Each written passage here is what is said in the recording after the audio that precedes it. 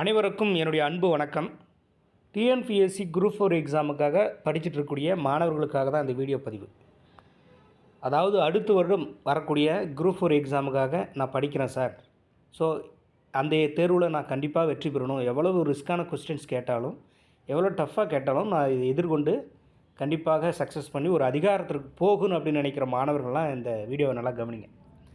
இப்போ கண்டிப்பாக அடுத்த வருடம் எலெக்ஷன் வருது. ஸோ அதனால் எக்ஸாம் வராது, 1 வருஷம் 2 வருஷம் ஆகும் அப்படின்னு நிறைய பேர் உங்களை குழப்பி விட்டுருக்கலாம். ஸோ அதே மாதிரி நடந்து முடிந்த குரூப் 4 எக்ஸாமில் எத்தனையோ இடையூறுகள் இருக்குது, கொஸ்டின்ஸில் ப்ராப்ளம் இருக்குது, அந்த நடைமுறைகளில் தவறு இருக்குது, நிறைய போராட்டங்கள் நடைபெற்றது. அதுக்குண்டான டிஎன்பிசியும் எந்த ஒரு செவி சாய்க்காத ஒரு சூழ்நிலையை பார்க்க முடிகிறது. ஸோ நம்ம என்ன பண்ணிகிட்டு இருந்தாலும் அவங்க அந்த வேலையை பண்ணிகிட்டே இருப்பாங்க. டிஎன்பிசி அவங்க திட்டமிட்டபடி இந்த ஒரு ஆனுவல் பிளான் விடுவாங்க. அடுத்த வருடம் குரூப் 4 குறிப்பிட்ட மாதம் எந்த டேட்டில் சொல்கிறாங்களோ அந்த டேட்டில் எக்ஸாம் நடத்திட்டு போவாங்க. நடந்து முடிந்த எக்ஸாம் ரத்து பண்ண போகிறதும் கிடையாது. அதுக்கப்புறம் குரூப் 4 இதுக்கு மேலே நடத்த போகாமலும் இருக்க போகிறது கிடையாது. கண்டிப்பாக அடுத்த வருடம் குரூப் 4 நடத்த தான் போகிறாங்க. அடுத்த வருடன்றது சப்போஸ் அடுத்த வருடம் மிஸ் ஆனால் 2027 ஏதோ ஸ்டார்டிங்லேயே வந்துடும். ஒரு 2 மாதம் 3 மாதம் அந்த ஜனவரி பிப்ரவரி அந்த மாதிரி டைம்லேயே வந்துடும். ஸோ அதனால் நம்ம இப்போ இருந்து கணிச்சு பார்த்தோம்னா கணக்கு 1 வருஷம் இருக்குதுன்னு வச்சுக்கோங்க. இப்போ இந்த மாதத்துலேருந்து பார்த்தோம்னா 1 வருஷம் நம்மளுக்கு கேப் இருக்குது. ஸோ இப்போ நம்ம நல்லா கவனிக்கணும். இப்போ இதுக்கு முன்னாடி குரூப் 4 எக்ஸாம்லாம் எப்படி கேட்டிருக்காங்க, எந்த மாதிரி கொஸ்டின்ஸ்லாம் எடுத்திருக்காங்க, புக்கில் இருந்து எந்தெந்த புக்கில் கேட்பாங்க, அப்போ எவ்வளோ எளிமையாக இருந்தது. ஸோ குறிப்பிட்ட 5 மாத கால இடைவெளியில் நம்ம அதை ப்ரிப்பேர் பண்ணிடுறோம். ஸோ 5 மாதம் படித்தோம்னா நம்ம ஸ்கூல் புக்கை படிச்சிடறோம், ஏற்கனவே படித்தவங்க. அப்புறம் வேறு என்ன கரண்ட் அஃபேர்ஸ் ஏதோ இன்ஸ்டியூட்டில் கவர் பண்ணி நம்ம படித்து எழுதி ஏதோ ஒரு மார்க்ஸ் எடுப்போம். ஆனால் இப்போ நடந்த குரூப் 4 எக்ஸாம் எப்படி கேட்டிருந்தாங்க, புக்ஸை தாண்டி தான் எண்ணற்ற கேள்விகள். தமிழில் 50க்கும் மேற்பட்ட கேள்விகள் புத்தகத்தை தாண்டி கேட்டிருங்க. காரணம் என்னென்னா மாணவர்களுடைய இந்த காம்படிஷனை குறைக்கிறதுக்காக தான் நான் இப்படி பண்ணியிருக்கேன் அப்படின்னு ஒரு விளக்கங்களும் கொடுக்குறாங்க.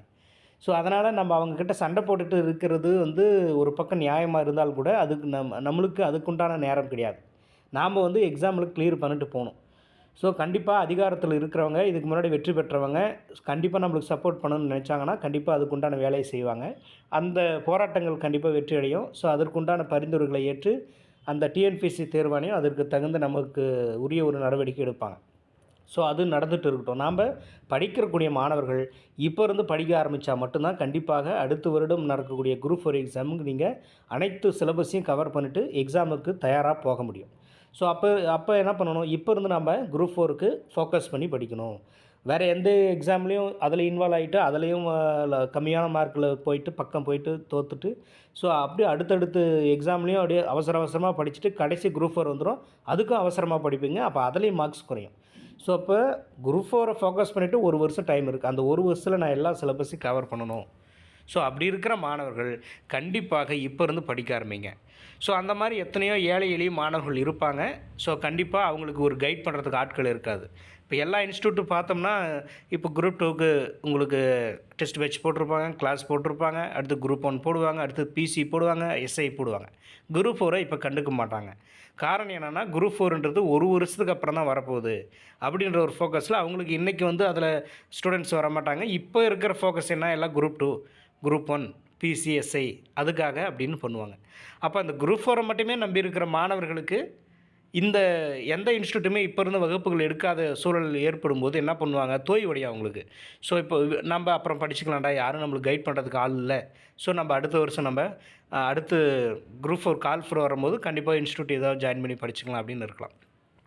ஸோ அப்படி இருந்தாலும் வருமான சூழ்நிலை காரணமாக நிறைய பேர் பொருளாதார பிரச்சனைனால ஒரு 5000 ரூபா 4000 ரூபா ஒரு 300 500 கொடுத்து கூட ஒரு எக்ஸாம் போக முடியாது, டெஸ்ட் பேட்ச் ஜாயின் பண்ண முடியாது.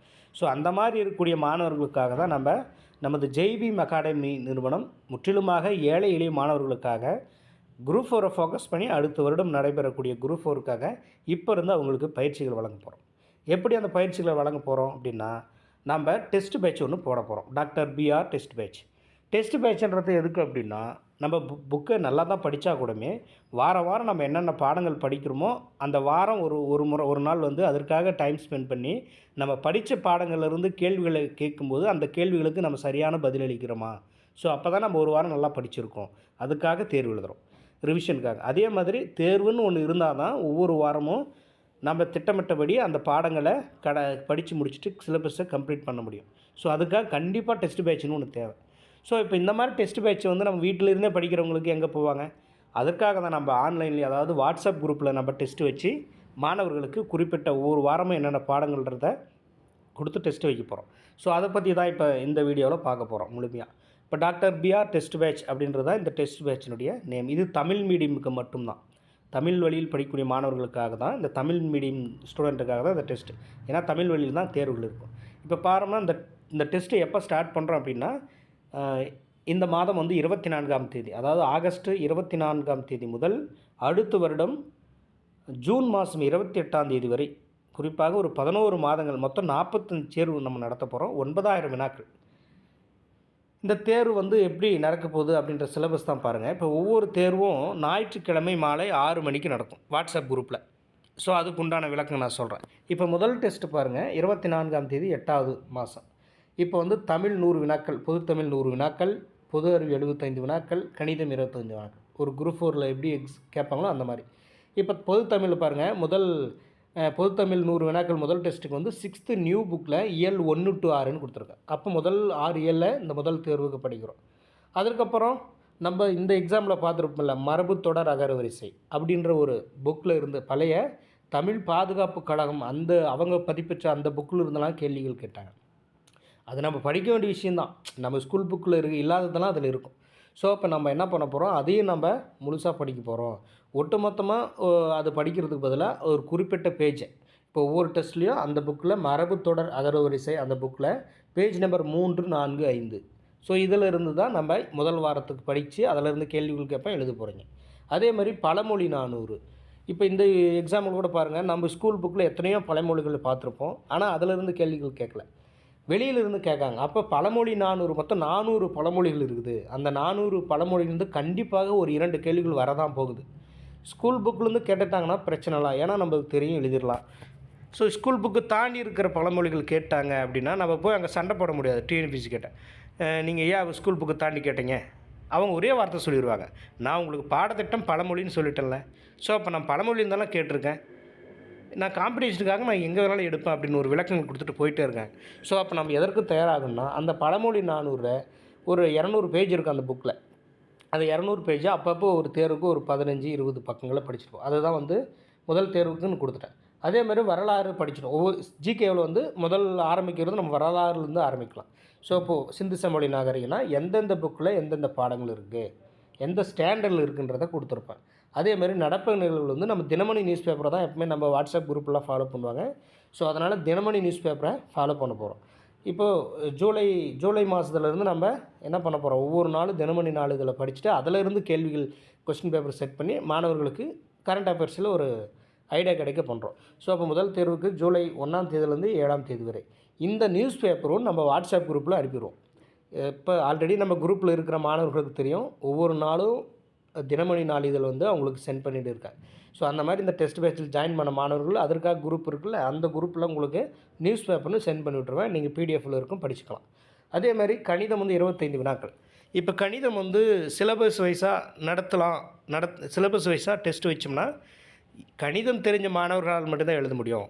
இப்போ ஒரு 10 மாணவர்கள் எழுதுகிறாங்கன்னா அதில் ஒரு 2 மாணவர்களுக்கு தான் கணிதம் நல்லா தெரியும், மேக்ஸ். மீதி இருக்கக்கூடிய 8 மாணவர்களுக்கு மேக்ஸ் தெரியாது. அதனால் நம்ம என்ன பண்ண போகிறோம், நம்மளுடைய நோக்கம் அந்த ஏழை எளிய மாணவர்களுக்கு எல்லா சப்ஜெக்ட்லேயுமே ஒரு நாலேஜ் கற்றுக் கொடுத்துட்டு அவங்களுக்கு எக்ஸாமில் வெற்றி பெற வைக்கிறதா நம்மளோட நோக்கம். ஸோ அதனால் நம்ம என்ன பண்ண போகிறோம், ஒரு பேசிக் கான்செப்ட்லேருந்து ஸ்கூல் புக்கில் இருக்கிற பேசிக் கான்செப்ட்லாம் உங்களுக்கு யூடியூப் மூலியமாக வகுப்புகள் எடுத்துகிட்டு ஒவ்வொரு வாரமும் நான் என்னென்ன வகுப்புகள் இந்த சிலபஸில் இருக்கிற இந்த பாடத்திட்டத்தில் இருக்கக்கூடிய வகுப்புகளை உங்களுக்கு எடுத்து கொடுத்துருவேன். அதை நீங்கள் படிச்சுட்டு டெய்லி கிளாஸை கவனிச்சுட்டு யூடியூப்பில் வீடியோஸ் பார்த்துட்டு மேக்ஸை கற்றுக்கிட்டு ப்ராக்டிஸ் பண்ணிவிட்டு டெஸ்ட்டில் கொஸ்டின்ஸ் கேட்கும்போது எழுதி ஒவ்வொரு வாரமும் கடந்து போட்டிங்கன்னா மேக்ஸே தெரியாத மாணவர்கள் கூட எக்ஸாமில் நல்லா ஸ்கோர் பண்ணலாம். ஸோ இதுதான் நம்மளுடைய டெஸ்ட் பேட்ச், ஒரு டெஸ்ட் பேட்சினுடைய ஷெடியூல். இந்த மாதிரி ஒவ்வொரு டெஸ்ட் பேட்சுக்கும் நம்ம ஷெடியூல் கொடுத்துருப்போம் மொத்தம். அதே போல் மொத்தம் 4 தேர்வுக்கு அப்புறம் ஒரு ரிவிஷன் டெஸ்ட் வைக்க போகிறோம்.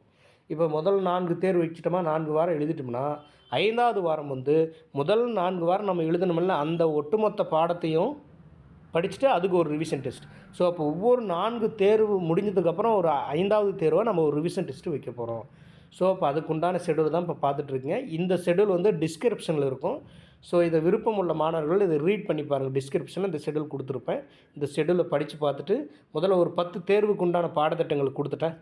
மீதி இருக்கக்கூடிய தேர்வுகளுக்கு வந்து பின்னர் அறிவிக்கப்படும். கண்டிப்பாக அடுத்தடுத்த தேர்வுகளுக்கு முன்கூட்டியே உங்களுக்கு அறிவிச்சிருவேன். இப்போ இன்னும் ஒரு 10 டேஸ்ல ஒரு 15 டேஸில் உங்களுக்கு மீதி இருக்கிற பாடத்திட்டங்களை கொடுத்துருவேன்.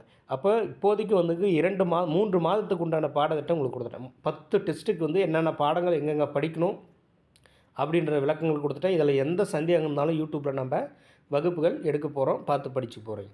ஸோ இப்போ புதியதாக பார்க்கக்கூடிய மாணவர்கள் இப்போ தான் ஃபஸ்ட் டைம் இந்த வீடியோ பார்க்குறேன். ஸோ இந்த டெஸ்ட் பேட்சில் நான் ஜாயின் பண்ணணும் சார், எனக்கும் ஆர்வம் இருக்குது அப்படின்றவங்க என்ன பண்ணுங்கள், இந்த டெஸ்ட்டில் எப்படி ஜாயின் பண்ணோம்னா, இந்த ஒட்டுமொத்தமாக டெஸ்ட்டுக்கு வந்து ஃபீஸ் பார்த்தோன்னா ரூ. 100 தாங்க.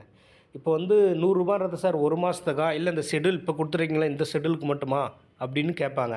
அப்படிலாம் கிடையாது. இப்போ இந்த ரூ. 100 கட்டி இந்த டெஸ்ட் பேட்சில் ஜாயின் பண்ணிட்டீங்க அப்படின்னா அடுத்த குரூப் 4 வரைக்கும் உங்களுக்கு பயிற்சிகள் கொடுத்துட்டே தான் இருக்க போகிறோம். டெஸ்ட்டை நீங்கள் அட்டன் பண்ணிகிட்டே இருக்கலாம். ஸோ ஒட்டுமொத்தமாக ஃபீஸ்ன்றது ரூ. 100 தான். இந்த டெஸ்ட்டு எப்படி நடக்கும், இந்த குரூப்பில் எப்படி, இந்த பயிற்சி மையத்தில் இந்த டெஸ்ட் பேட்சில் எப்படி ஜாயின் பண்ணணும் அப்படின்னு பார்த்தோம்னா, இப்போ பாருங்கள் கொடுத்துருப்பேன். இந்த ஜிபே நம்பர், ஃபோன்பே நம்பர் கொடுத்துருப்பேன். 8056091824. இந்த நம்பருக்கு நீங்கள் ரூ. 100 பே பண்ணிவிட்டு அந்த பே பண்ண அமௌண்ட்டை ஒரு ஸ்க்ரீன்ஷாட் எடுத்து, இதே நம்பர் தான் வாட்ஸ்அப் நம்பர், இந்த நம்பருக்கு ஒரு ஸ்க்ரீன்ஷாட் பண்ணிட்டீங்க அப்படின்னா நான் அந்த ஸ்க்ரீன்ஷாட்டை செக் பண்ணிவிட்டு உங்களுக்கு இந்த டெஸ்ட் பேட்சுக்கு, அதாவது டாக்டர் பிஆர் டெஸ்ட் பேட்சுக்கு உண்டான ஒரு வாட்ஸ்அப் குரூப் இருக்குது. ஆல்ரெடி நிறைய மாணவர்கள் சேர்ந்துருக்காங்க. ஸோ அப்போ அந்த வாட்ஸ்அப் லிங்க்கை உங்களுக்கு சென்ட் பண்ணுவேன், நீங்கள் அதில் இணைஞ்சிக்கலாம். இதுதான் இந்த டெஸ்ட்டில் ஜாயின் பண்ணுற ஒரு மெத்தட்ஸ். ஸோ இந்த விதிமுறைகளை பயன்படுத்தி தான் டெஸ்ட்டில் இணைய போகிறீங்க. ஸோ ஒட்டுமொத்தமாக ஃபீஸ் ரூ. 100 தான். இதை பற்றி டீட்டெயில்ஸ் தான் இந்த ஷெட்யூலை நீங்கள் பிடிஎஃபாக முழுசாக பார்க்கணும்னா டிஸ்கிரிப்ஷனில் கொடுக்குறேன். பார்த்துட்டு விருப்பமுள்ள மாணவர்கள் ஜாயின் பண்ணிக்கோங்க. கண்டிப்பாக ஏழை எளிய மாணவர்களுக்காக இது மிகவும் பயன்படும். ஸோ இப்போ உங்கள் ஃப்ரெண்ட்ஸ் யாராக இருந்தாங்கன்னா, ரொம்ப கஷ்டப்படுறவங்க யாராக இருந்தாலும் வீட்டிலிருந்து படிக்கக்கூடிய ஏழை எளிய மாணவர்களுக்கு இதை பகிர்ந்து விடுங்க, பயனுள்ளதாக இருக்கும். ரூ. 100ன்றது ஒரு பெரிய அமௌண்ட் கிடையாது, குறைந்தபட்ச கட்டணம். அது எதற்காகனா அப்போயாவது நீங்கள் வந்து இன்ட்ரெஸ்ட்டாக படிப்புங்கிறதுக்காக தான். ஸோ அதனால் விருப்பம் உள்ள மாணவர்கள் இணைந்துக்கோங்க. டிஸ்கிரிப்ஷனில் பிடிஎஃப் லிங்க் கொடுத்துருக்கேன், ஜாயின் பண்ணிக்கோங்க. அனைவரும் கண்டிப்பாக இந்த பயிற்சி மையத்தில் இணைஞ்சிக்கோங்க. ஏழை எளிய மாணவர்கள் ப்ராக்டிஸ் பண்ணுங்கள், நாலேஜை வளர்த்துக்கோங்க, டெஸ்ட்டில் நல்ல ஸ்கோர் பண்ணுங்கள். அடுத்து குரூப் 4 எக்ஸாமில் நிறைய மதிப்பெண்கள் எடுத்து வெற்றி பெற என்னுடைய மனமார்ந்த வாழ்த்துக்கள். நன்றி. அடுத்து நம்ம வகுப்புகளில் நம்ம சந்திக்கலாம். நன்றி, வணக்கம்.